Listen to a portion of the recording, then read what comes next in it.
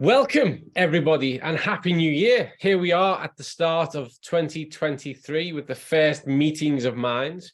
And this year is quite exciting and interesting for us because we're going to do meetings of minds slightly different. We've got a whole set of themes that we're going to roll out across the entire year. We've planned so far ahead, and that ties in perfectly with what today is all about, which is Veganuary. And we're going to discuss and explore notions around vegetarianism and veganism and those kind of dietary choices and what that means in the context of how you structure your behavior. What are the benefits of that? What are the potential shortcomings of that? What are the things that you need to do differently and consider in order for that to be healthy? Because before we even delve into this quite sensitive and complex area, it should be noted that it's not automatically a shift towards something better. Like most dietary change, it's all about how you do it. And as I'm sure we will unpack, there are things that often catch people out. And that's what we're going to do. And in order to explore this in depth and in meaning, well, we've brought along to kick off the new year in style one of our in-house specialists and experts who you will all know as someone who is really focused on the polyunsaturated fatty acids, those omegas, but actually we know has the depth and breadth of expertise around dietary health and actually behavior change that's far beyond all of that. And I guess we'll be tapping into some of that in today's session. So without further ado, let me bring forward the incredible, I'm very proud to work alongside this incredible human being, Dr. Emmalee Gisslevik. Emmalee, it's great to have you back on Meetings of Minds. It doesn't seem that long ago, but maybe it was. Yes, and thank you. It's great to be back. When was the last time you were with us? I was with the group last time when we had a prep group, yes. That's why it doesn't seem so long ago, back in December.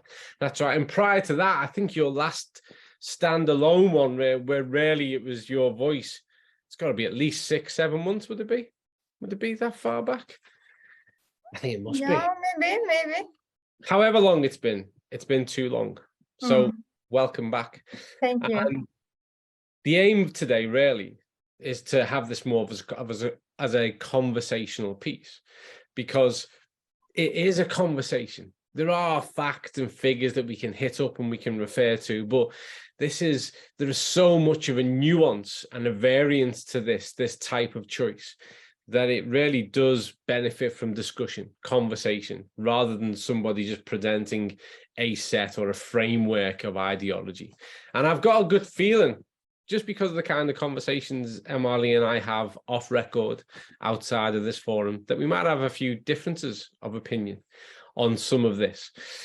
But I'm going to sit back a little bit. Emmalee, I'm going to hand over to you. You know what the theme is, you know what we're here to discuss. So really, I'm going to hand to you with regards to maybe some just start points, launch pad. Where should we begin from? What is it you would like to draw our attention towards first? And let's see where we go from there. Absolutely. So now when we are going to celebrate this month, vegan and vegetarian diet, I would like to talk a little bit about having that as a lifestyle, or also more commonly maybe flexitarians, or there are many words for the demi-vegetarians maybe in English. Yeah. And we know a lot of benefits, the obvious with helping the environment, and if you have any religious or empathic towards animals aspects, there are many benefits. So I would like to take the time to just talk about the nutritional aspects and the benefits. There are many nutritional benefits of thinking about your consumption of maybe decreasing the consumption of meat protein, because that is one of the most environmentally, I don't know what name to use, but not friendly, or at least friendly. But of course, there are many ways that food in general can affect the environment, but we know that increasing the meat consumption across the world would help very much in this.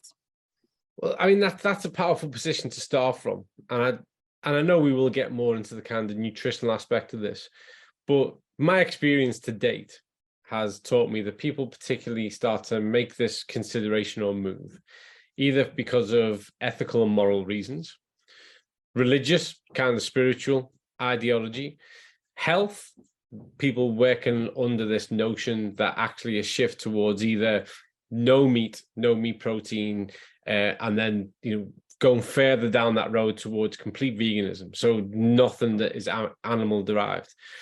That really, those positions themselves are diverse, and they really influence the nature with which what a person is thinking of, and that shapes the decisions they take next. So if let's get to the nutrition bit, obvious for us. So let's just stay with the theme you've presented for a moment, which is this environmental impact. So let's hit it up, personal opinion, and then also let's include in this your take and understanding scientifically where we're at and what it is we need to change. So take us from there, Emmalee. Let's go personal opinion first. All right. I don't think it's that easy to just say that you should decrease the meat consumption and then you will help the environment. We need to know how to handle food and stop throwing away food. And I believe in addressing environmental and food, how it affects in many ways. So some groups would very much benefit from decreasing meat consumption, whereas other ways is to start eating the whole animal for the people that eats meats and not throwing parts away. And there are ways of not only decrease, you need to also look at the other food parts and how they affect the environment and stop throwing away food altogether. So the vegan or vegetarian discussion for me is just one little part of the environment discussion, and I like to go directly into the nutrition and health aspect of it, because that's the side of it that I will always protect, and I will answer you differently based on the age and goals and beliefs. Yeah. And I when people approach me, I insist on taking that route, which is to talk about it from a nutritional and health point of view. And that's because I'm actually, when you look at the sustainability and the climate impact of these things, I'm not convinced it's such a simple case. You've mentioned some of the key points, things like wastage, but also there's a lot around the industries that either are involved in agriculture, intensive agriculture and aquaculture, and then the processed food industry, which in itself is just factory after factory, which could easily be quantified as having a far greater negative impact. I don't really want to get into that debate, but I think the point that we're both making is that that's complex. That's not really our remit when it comes to the message we can convey regarding food choice, and how that impacts on health. From a spiritual point of view, I'm really just working through these so that no one can say we didn't consider them. From a spiritual and religious point of view, no nutritionist anywhere on the planet has the authority to say to somebody or challenge their religious orientation based off a nutritional fact or nutritional reasoning. If that's the choice you've made because of that moral, philosophical, religious, and spiritual choice, that's entirely up to you. The best we can do then is help you to make really informed, healthy choices along that route. That's not for any of us to challenge that. Exactly. So let me just double check. We've skipped delicately across the climate issue. We've acknowledged our stay in lane boundaries with regards to moral, ethical, philosophical, spiritual, and religious. So let's go full tilt on health. And I'm going to start us off by saying it's not automatically healthy to move to a vegan or vegetarian diet. What do you think? No, of course, I would like to start with that many of the people that eat a vegetarian diet or vegan diet are really thinking about all of the issues that we're going to bring up now, and so a large group of people do have full control of these aspects that can be challenging when it comes to these types of diets. And if you are following and knowing about these challenges, these kind of diets could be really healthy for you, regarding more greens and vegetables, which means that you get much of the antioxidants contents, for example, that can be a problem in many conditions with oxidative stress, for example, and the benefits of variations that you often see more in vegetarians or vegan diet. But there are different kinds of people within these groups as well. So we have the conscious vegetarian, and we have the sloppy vegetarian. And in these cases, it can, as in all diets where you eliminate something, it can be problematic. Well, it is. And 20 years ago, I was very fortunate. I was taught by Everard Thornton for 2 years, who's an incredible nutritional epidemiologist who most people on here may have read some of his work. And they actually did some landmark work, which was looking at when somebody made a shift towards a vegan or vegetarian diet, that in most instances, and I know this is 2 decades ago, but there's been work built on this, in most instances, that brings about a change towards an even more processed diet. So people start. Yeah, okay. You were going that way. Yeah. So people start to look for substitutes. So instead of having the classic one, is instead of having a meat sausage, they'll get a vegetarian sausage. These swap outs. Yeah, that's one group. Yeah, that's one group, but it's quite a big group. And the issue I have is that I whole stock believe you can move towards a vegan and vegetarian diet and really enhance the quality of your health. It just takes effort. And whenever we see effort as a upscaled aspect of dietary change, we see more failure. Yes. Just a commonality. And I think that's why people start to move towards these processed swap out options, rather than saying, okay, I need sources of protein, to replace the non-animal protein. That's the key one that people often struggle with. We'll get to 12 in a minute. What's your take on it, and your take on the literature in that area? Yes, I thought that you were going to actually start with the other group that you see in studies, that people who change diet really seriously with health in mind, your own health in mind, then they often start to take different steps, different healthier steps regarding other aspects of their lives. Yeah. They start following a diet plan, for example. Everyone benefits from start following a diet plan, even if it's just to follow the standard recommendations. If you decide to start following them, then you will have a benefit. But they also start to exercise more, think more thoroughly when they go shopping, eat less candy, things like that can follow a the determination to change your dietary habits.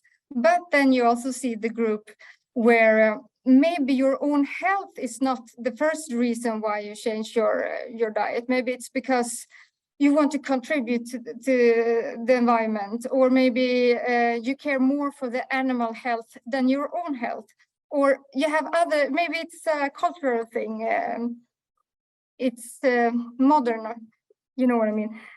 Then you often can skip steps of learning the background information on how you need to think and do to enhance, for example, bioavailability, which is more complex in plant-based food than in animal-based food.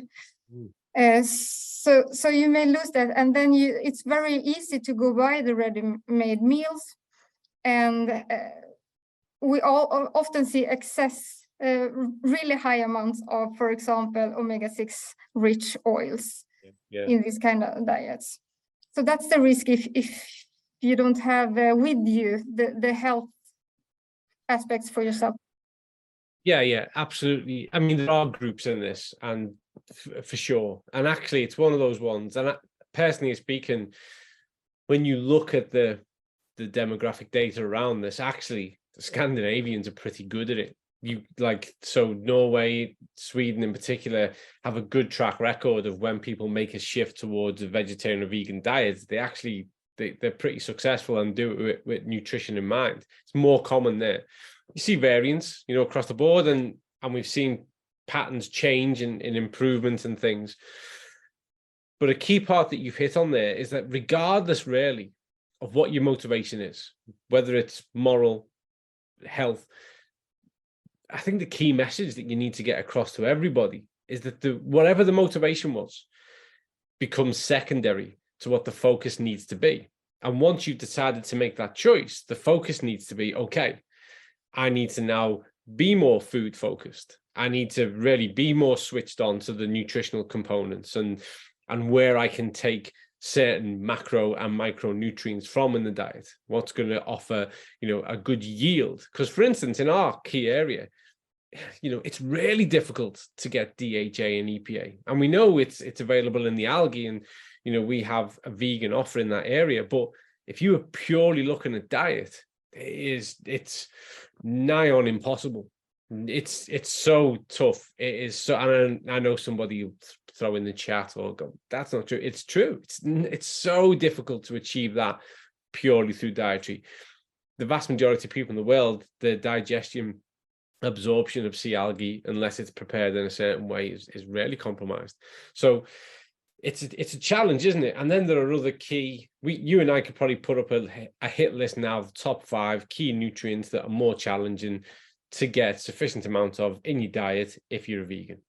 You could do that. Yeah, sure. We have, for example, the important EPA and DHA, but we have also, iron, zinc, and selenium, I believe is the name. B12. B12, yeah, classic. Iodine, maybe not hard. It has nothing to do with bioavailability for the body to have to fight for it. But if you don't have that in mind, you can miss it or even over consume it. Yeah. If you go full tilt, absolutely. So that actually maybe is a good way to start thinking of diet orientation if you're making the step towards veganism and vegetarianism. And for me, I always think you start with the problem. So because there are certain things that are quite straightforward, the staples. If you look at your kind of certain carbohydrate and fibrous carbohydrate is quite straightforward. Although sometimes people confuse the type of dietary fiber, and they can eat a lot of one thing thinking that's what the gut needs, when actually it's not. You need a bit more variety. Proteins typically prove to be a problem, I think, for people, because you need to be more diverse. So What would you say? Because I get asked this a lot. I'm going to ask you. Yeah, I know. For me, protein is not that, I was about to say important, but that's not the case. It's really important. But if you just follow the same as you should do in a standard diet with variation and a wide range of products, because we know that the problem with protein, as you know, is that one food stuff doesn't contain all of the amino acid that the body needs. But actually another one might have the ones missing from the first one. So if you just mix them, have one of each, and do that with variation, you will get what you need. So, and you don't need to do it in the same meal. You just, because we can pool the amino acid, we have a storage for them. So, but you need to do it in close the same day or close to each other. You need to have a variation. So for me, that's not that big of a problem, because you need to exclude a food group to have deficiency. What do you say? You know more actually about the protein groups. I'm not sure I do, but what I would say is I think that what you're describing is right. In principle, it's not that difficult. I think in practice, though, people do struggle. So to me, it's a case of, and the way you've just described it is perfect. And it's right. You don't need to have it in one meal. Actually, though, within the day will be good, and actually 36 to 40 hours. So there is a bit of overlap, and you can pool those amino acids. And actually, like most things, the body develops a level of efficiency when you construct the diet this way. And there's plenty of availability, and it has good bioavailability and good absorption rate. The thing is that it just takes that little bit more effort. And there'll be people on here who go, yeah, so if you just eat meat, and this kind of meat has everything, that's not helpful. And actually, the point of all of this is that you can move away from that. And maybe it is easy, but that doesn't make it right. You can move away from that and you can be just as healthy and just as well served. You just need to take that extra step, and you need to think of that diversity and ensure that you are getting sufficient amounts within. I think you're best really looking at it within a 24-hour cycle, making sure that you're getting that diversity in a 24-hour. But I think the same is true. See, to me, a plant-based diet is not a vegan diet. A plant-based diet is where you start from the vegetables, the fruits, those kind of things, and then you might add a meat protein to that. So I actually think of the same in the same lens. But then if you eradicate that and you say, well, it's purely vegan or vegetarian, it's just that next step, which is, okay, I need protein, diversity, variation, and I need it every day, and then figure out what your go-to sources are to achieve that. So on that line, give me your top 3 plant-based proteins that you can put into a meal, not into a supplement. Do you mean like soy protein? And you have people think meat when they hear protein. They think that you will only find protein in meat, but you will find protein in oatmeal, in bread, in bean and lentils, and a lot of things. You will have a lot of proteins, and some have more than others, of course. But beans, for example, they are rich in protein, really rich in protein. And you will also have the benefits of all the other things in this. Yeah. Peas. And people, this would get controversy going. I'm actually very much a fan of soya. And I know it gets a bad press. I think it gets a bad press for all the wrong reasons. But actually, as you move towards that diet, it can be such a useful attribute component of a vegan or vegetarian diet. It's essentially, to me, is what they do with the soya. That's the difference, and the sheer amount of it. It shouldn't be the one-stop shop, but it can play a part. But there's a ton of variety, and there's a ton of variants available to people. It's just about that extra bit of thought, and particularly when you're shopping, and knowing what it is that you need to achieve in the diet. And this is why I like it at best, because when people do switch onto this, they become more food orientated. And then that goes back into your comment, which is that when people are successful at this, they start to move more, they start to engage in more meaningful formats of exercise, and they're more consistent. It's typically a catalyst for other positive health-related changes. It's not automatic. Yeah.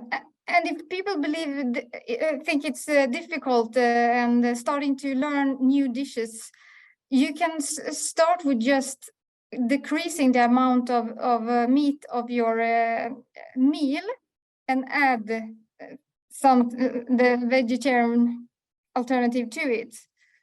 So when you're cooking the bolognese, for example, you can have half the meat and half of beans and a mixture of beans in it. So like a graded transition. Yeah. Which is funny, because right now, because it's Veganuary, I'd imagine a lot of people, this is the worst phrase to use for this, but I've gone cold turkey. I'm going, right, I'm going to have no meat for a month, and I'm going to be completely vegan. But actually, there's nothing wrong with getting to February and going, okay, I still want to be completely vegan, but for February, I'm going to do a graded, I'm going to like just make it a bit easier for a month. So maybe it is that half and half.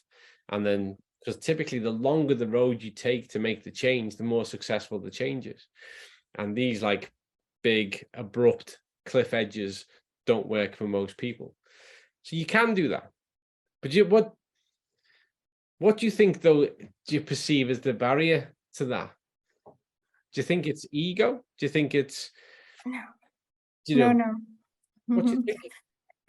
There's, of course, we have a group of people that believe that you need to have meat every meal, or else you will just die, or think it's really important. But that's just a small group, and we have most of the people is, a family with small kids. You need to have the time, you need to be educated in what kind of nutrition you need, and the cooking methods that you need to mind to not lose all of the nutrients, and nutrient relationships that will decrease the bioavailability of foods. All of this you need to learn, and you have to take care of the kids, and stressful, and you need to also exercise and everything. So that's a problem. And also the lack of knowledge in cooking. What should I do with these foods that I haven't been introduced to before?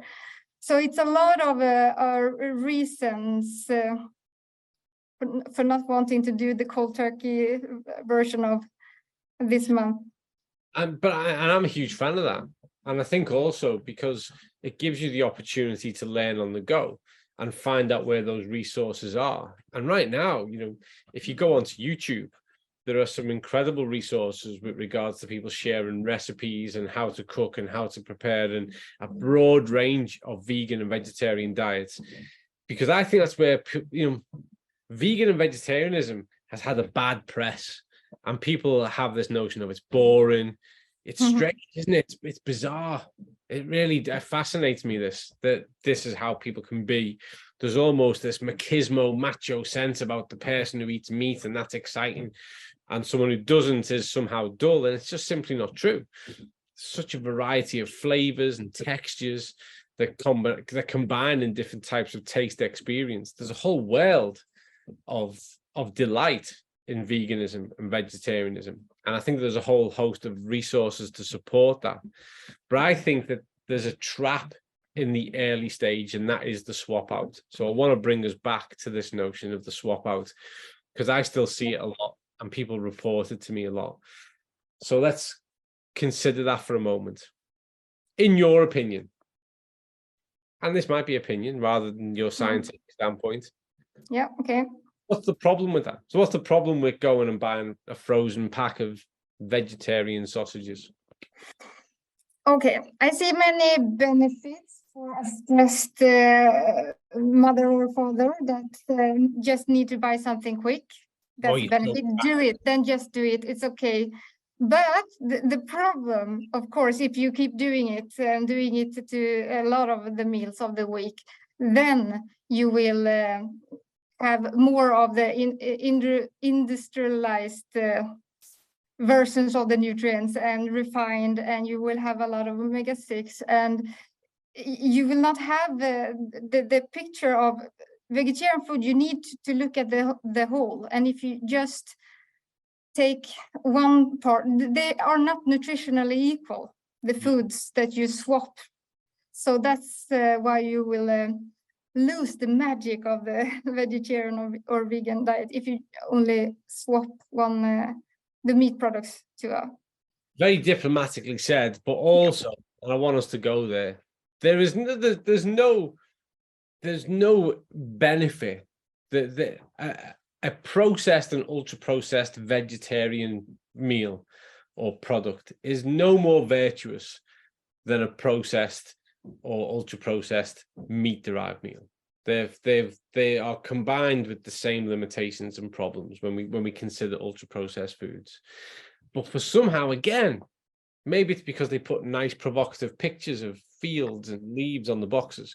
But people do have this two-tiered approach, and they think, well, no, this is vegan, so it must be good, and this is that's not good marketing when you put all vegetarian or vegan food as healthy, because that's absolutely not the case. So of course that's a big problem. Yeah, you're right. And I think that's just something we need to raise people's attention of, because it's an easy trap to fall into. And that goes back to Edward Thornton's work 20 years ago, who himself was very passionate about vegan diets. I think a lot of people misconstrued his work, like he was trying to put people off it. He wasn't. He was trying to get people to do it way better. And I think we have improved things. And I think we've got many more options when we go shopping now for what we can put into the basket and therefore put into the larder and onto the plate. But it still does take that thought. So tell us then, and I guess I am looking for your professional and scientific input here now, with regards to supplementation, and particularly for people who are a little bit reluctant to supplement. And I know that there's this really kind of purist thought about going vegan, which is that, you know, you're going to live off everything that's been grown around. We could actually dispel that quite easily. But surely, for me, I always think it's the classic case where supplementation has such a valid part of the pathway to make your life easier. What are your thoughts on that one? Yes. In many cases, supplementation is necessary for many types of groups in vegetarian. Of course, vegan more so than vegetarian, but there are nutrients that you really need to get, and you will have trouble in getting them. And I know there are some people out there that may be ultra informed, ultra nerds that know how to find the right mushroom that have a production of B12, but most people don't have that knowledge. And I don't believe that the science even know if that specific mushroom that produces the B12 have the same bioavailability, and if you are actually going to benefit from that production. So yes, you will need to have supplements in your life. If you're vegetarian, you will eat, it depends on what type. There are many types, but if you eat, for example, eggs, or if you eat dairy products, that will help a lot. And also there are fortified alternatives, of course, that you will come a long way, but still, in many cases, you will still need to supplement. B12 is one of the important. And also, I just need to say that one challenge, one problem actually, with the vision, the belief that all vegetarian and vegan diets are healthy, is for the groups that needs to be very mindful. For example, young teenagers, and especially teenage girls, for example, that often have iron deficiencies. And my colleagues at the university, for example, that have researched iron in teenage, both boys and girls, and also analyzed the school meals. In Sweden, we have serves hot meals every day in the school. They realized that, yeah, they have had iron, the right amount of iron that is believed to be you are able to absorb, but they didn't think about the phyto acids that are high amounts in certain plant foods. So they had that in the vegan and vegetarian diets. So for these diets, the iron wasn't absorbed. So there are problems if you're not thinking about all of the aspects of improving the absorption and bioavailability and uptake if you're only going to count if you look at the list and count how much iron you have in this food group, you will potentially be lost in the ways that the nutrients can affect each other. The cooking methods that you use can affect your ability to use the nutrient, and other aspects from you that can affect. So yeah, there are challenges to learn, and in many cases you need supplements to bridge that. Yeah, because I mean, that's one of the oldest things, total amount, and a lot of, you know, I don't mean this in an awful way, but there's a lot of people who are making products, supplements and food that distract people with total amounts, because it's a bit of a red herring. There's more to absorption and nutrient uptake than just total amounts. But I think it's an area whereby it's like, it's just supplementation makes life so much easier. It's like, get out of your own way, because it is a challenge. There are things to learn, and whenever you've got big E for effort, statistically, when you look across our communities and our societies, the bigger the E, the less the success, because of just humans being humans. And you know, we could discuss the why of that. 70 years of being led towards convenience and comfort and things being easy. So who knows? But the fact is that anytime we can reduce the E and we can take the effort out, we magnify the success.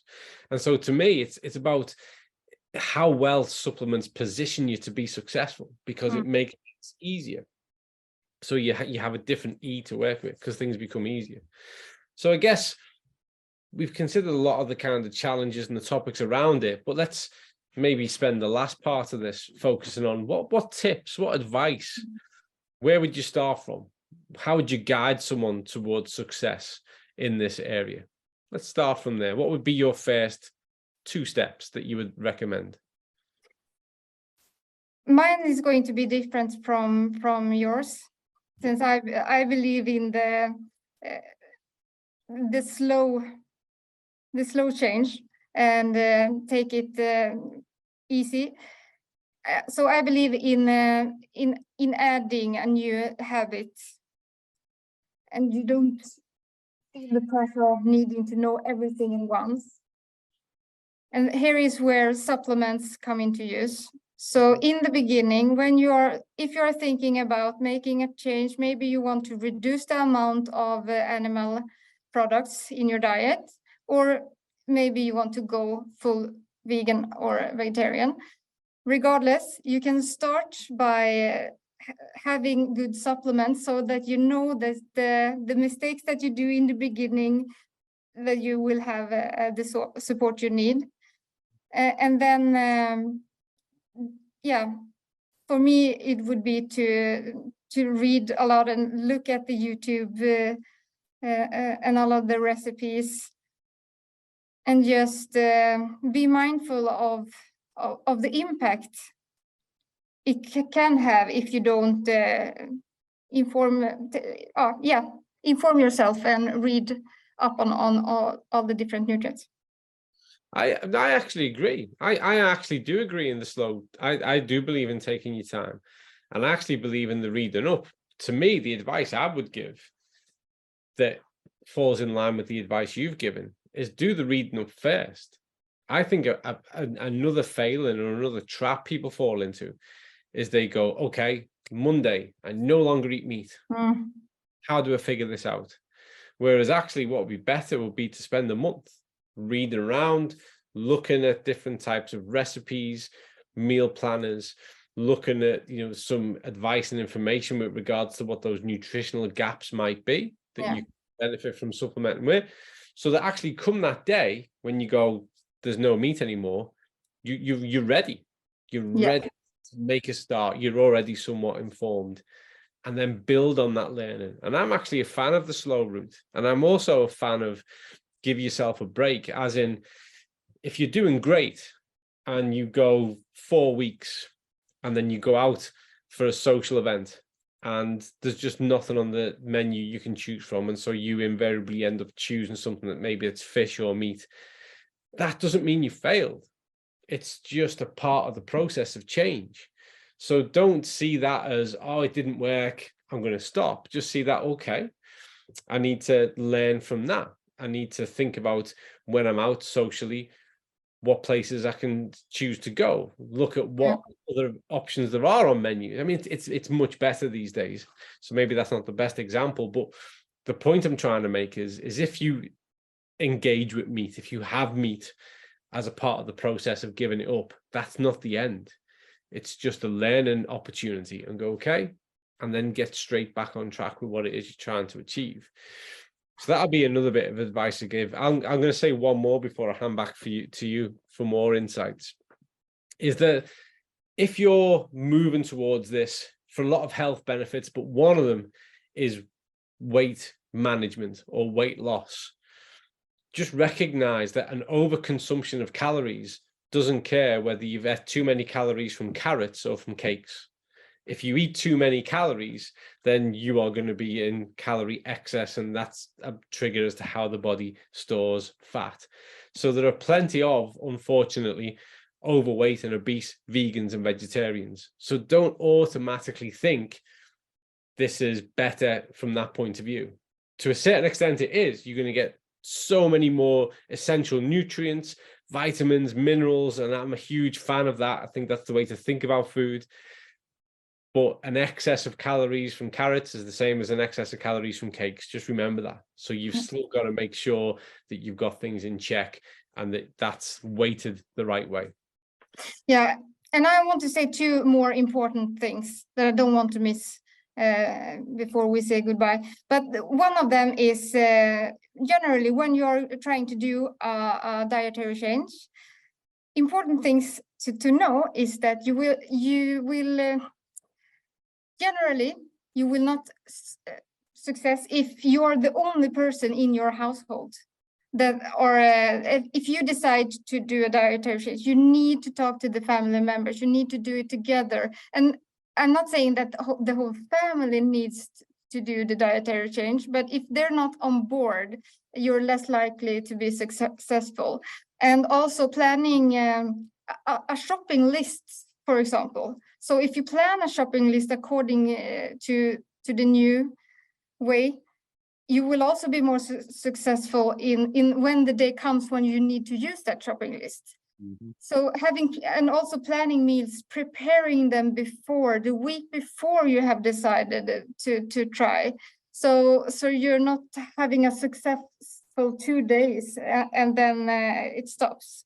So be prepared, and if you feel like cooking food the third day, good, save the prepared meals for next week, because maybe then your motivation will fail. And also decide with your family members that don't have the things that I'm not allowed to eat in front of my nose when I wake up or go into the kitchen. Please, for the coming next 6 months, have them in your own space. It's so much around you, not only your own mind or your determination. You need to have the support system around you, and plan also, like you said, plan for what you should bring if you're going to a restaurant that don't have that food that you want to eat.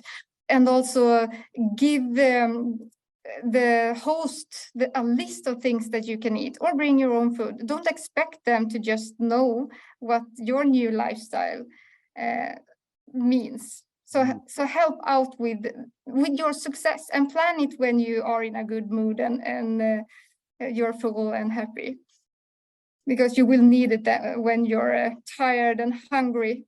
Yeah. So that's one important thing. And the other important thing is regarding essential fatty acids. And actually, being in balance is more a challenge, and a balance between the right amount of the omega-6 fatty acids that I usually call the fish, the omega-3, the fish fatty acids, but the marine fatty acids and the omega-6 that you find in different plant oils and seed oils. Usually, even though you are the good informed vegetarian or vegan, or if you are the sloppy version, they usually have lower values of omega-3 because the plant-based version of omega-3 isn't converted in the right amounts. We know that. And if you don't have any supplements with algae, for example, EPA and DHA, you will have really low values. And omega-6 in itself competes with omega-3. So only by having higher amounts of omega-6 will also decrease your chance of getting the right amounts. So you can see, we can also actually see it in our own database when we divide the groups on dietary choice. We see that the vegetarians, I believe that's the name of that group, or vegans. Yeah. They have the lowest omega-3 values generally, and that's both if you look at the person saying that they don't take any supplements and the person saying that they take another brand of omega-3 supplements. The vegan or the no,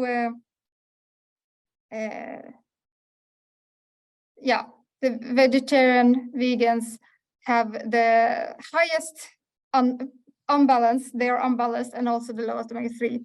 While if you look at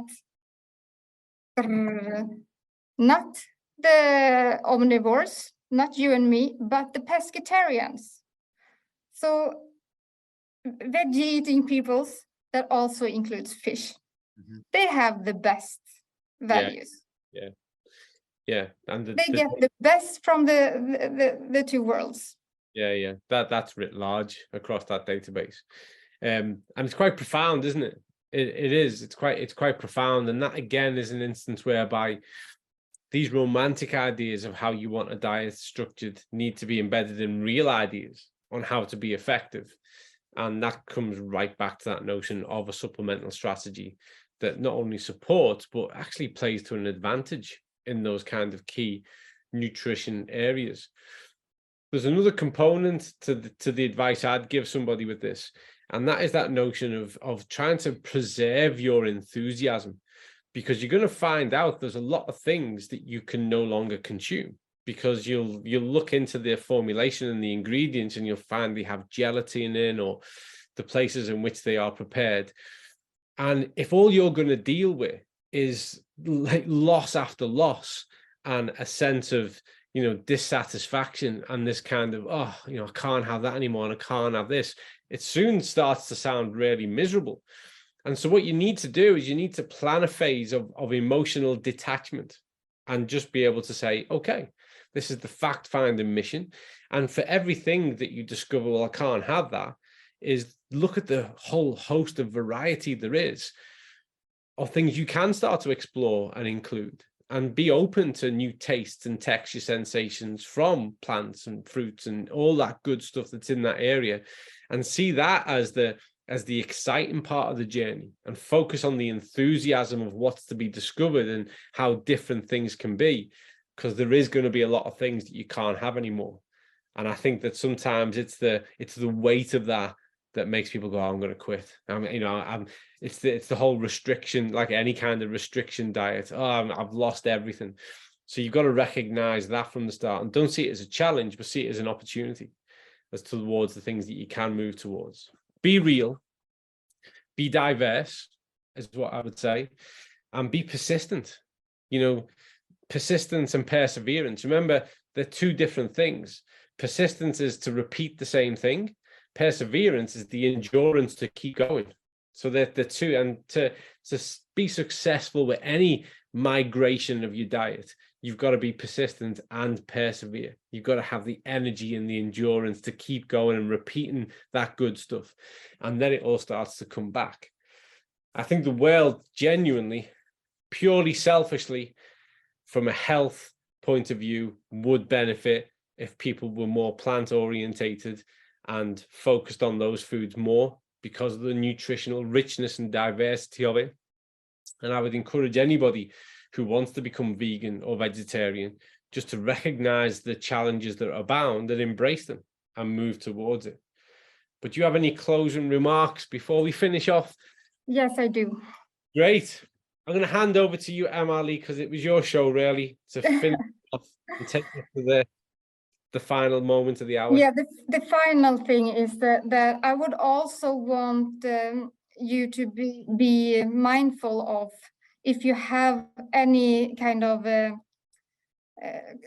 condition or not feeling well, or if we're talking about groups like older adults, these groups having problems with your stomach, IBS, stress-related things, you might also just be humble about that and know that maybe you cannot be a full vegan throughout, because your body will already have a trouble with maybe digesting your food, and plant-based food are harder to digest.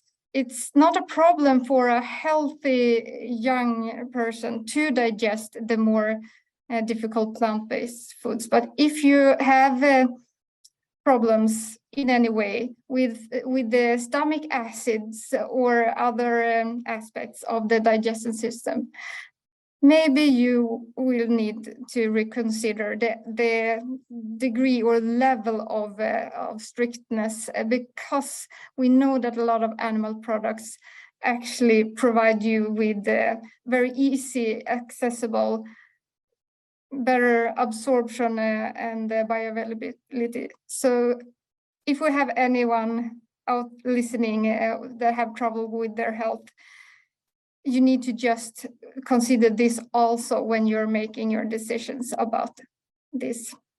Yeah, absolutely. That's a great point to end on. And just think that in those terms, it could just be that it's about a modest approach to an inclusion of those foods and still remaining largely plant orientated, but that they will still feature as a part of an overall diet. Mm. Thank you very much. I thought we'd argue way more. Maybe we've been holding back a little bit. From a behavioral change point of view, people out there, believe it or not, Emmalee and I often have disagreements on behavioral change stuff when it comes to diet and physical activity and exercise. But it seems that when it comes to this area, we've actually got a lot of joined up thinking. I hope the one thing that's come across from this is that it's not a simple, it's not a black and white process. There is detail and there is consideration, and it can be amazing. And for sure, you can be supremely healthy and well and do whatever you want in life and be a vegan. That's a key message that we want to get across. You don't have to be, but you can be. And we would certainly look towards supporting and encouraging anybody who wants to make a move in that direction. That said, there are benefits from that type of food orientation, even if you don't intend to be vegan or vegetarian, and you are a meat eater, that will benefit you. That extra consideration around those nutrients and those nutrient sources will benefit you, even if you're not moving that way. So consider it as to how it impacts you on a personal basis. I'm going to thank you, Emmalee, for your wisdom, your insights, your shared professional experience. I'm going to thank everybody for being here, taking part, taking time out to join us today.